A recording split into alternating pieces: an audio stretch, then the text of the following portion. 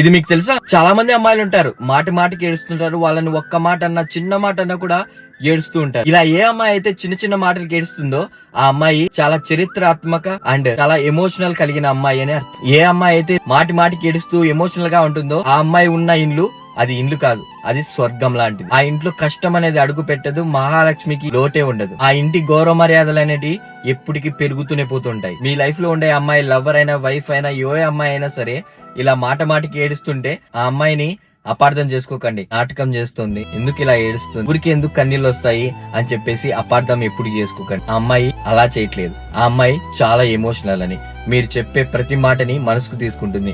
మీరు కోప్పడితే తను చూడలేదు, తను భరించలేదు, ఎందుకంటే ఆ అమ్మాయి అంత సెన్సిటివ్ అని దాని అర్థం. గుర్తుపెట్టుకోండి, ఎవరింట్లో అయితే ఇలా మాటి మాటికి ఏడ్చే అమ్మాయి ఉంటుందో మహాలక్ష్మి ఆ ఇంట్లో ఉంది. ఆ అమ్మాయికి ఉండే మనసు దేవతలకు ఉండే మనసు ఒక్కటే అని దాని అర్థం. మరి మీ లైఫ్ లో కూడా ఇలాంటి అమ్మాయి ఉంటే